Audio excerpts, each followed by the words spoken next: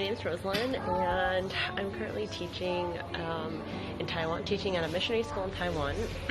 But yeah, my friend Megan wanted me to share a video of some of the spiritual battles and just like the things that come into contact with. And I think a big part of it is probably, well, first and foremost, I think there's a lot of spiritual battles itself and just culture, because I think like it says in the Bible, you know, like Paul was all things to all people for the sake of the gospel. And I think if we grasp that, it's a lot easy. It's never easy to transition, but it is important to, I think, be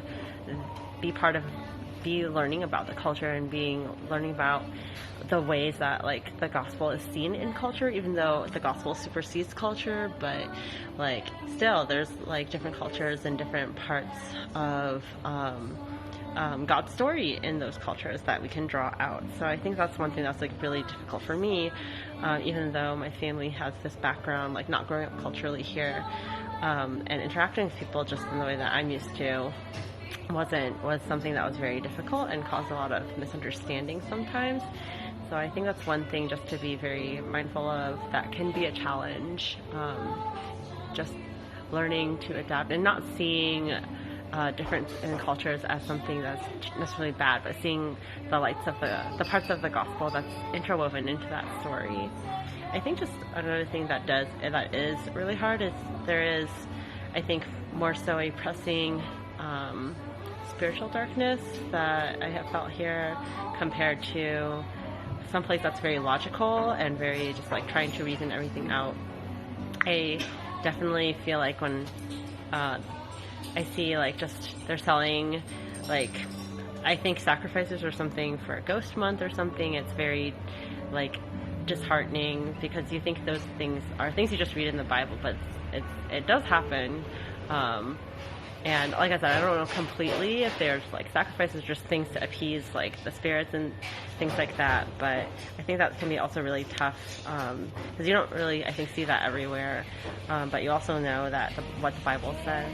So I think that is also something just to be mindful of, and just to pray over and ask the Lord to guide you in the word and in prayer on how to react to that. And I think it's okay just to, if it's those parts of the culture that is not upholding the Bible, just to be like, you know, I'm not going to participate in this. So, I mean, I don't think I have that much experience, but that's the only thing I've seen so far, if that answers your question. So, I need to go look back to see what other things you asked. So give me one moment. The first part of how it's been, it has been, I think there's many blessings, and you can definitely see how God has provided in every single sense. Like truly, the Lord has provided so much, housing, basic life necessities, everything. But yeah, I think things are still tough because of just cultural misunderstandings, cultural differences that I wasn't, I think, aware of. So I think I just came in here just in a very American way and just didn't really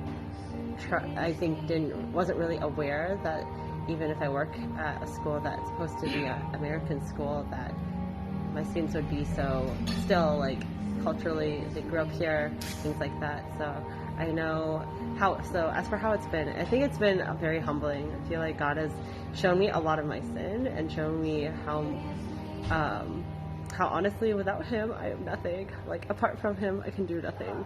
So I feel like that is the part that the challenge, but also I think the blessing, because I think something about all the affliction, and there's, like I said, there's been a lot of misunderstandings, and I think being in a culture that's more like goes around the problem versus like directly addresses the problem, I faced a lot of like gossip and things that were just like untrue, and I was bewildered that these things would like be said behind my back.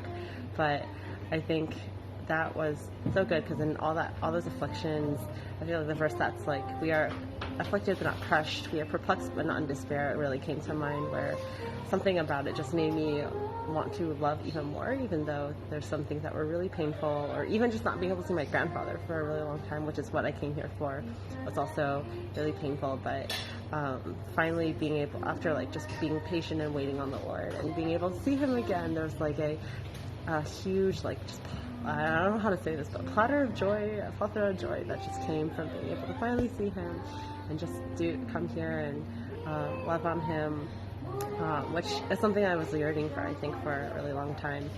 So hopefully Megan can give you more background on that, because I know this is not very specific. But yeah, my request would definitely be that the Lord just help me to, I think, be obedient to him and whatever he's convicting me to do here. So I think one of those huge convictions right now is to share the gospel as much as I possibly can with the people around me. I feel like even though I don't have the language to do so yet, like, I'm really praying and just hoping that there will be many chances to share about Jesus and be a light, even in the midst of a lot of pain and affliction. And it was mostly emotional pain. It's not really actually physical pain. I mean, yes, I like felt really sick when I got here, and sometimes I still feel like I struggle a little bit sometimes with some bodily pains, but honestly, that is nothing compared to, I think, the emotional turmoil that has been more so present. But despite all of that, like, I think there's something about just sharing the gospel and sharing the hope that we have and looking to God and when he convicts us and obeying that command, that just like brings us into such intimacy with the Lord. And I feel like all of that, just to see people come to know Christ, to see people come to have hope, that is all like worth any and all emotional or physical turmoil that any believer might go through, any disciple of Christ might go through. So I think that's my biggest request: obedience, but also like chances to just share the gospel for his glory.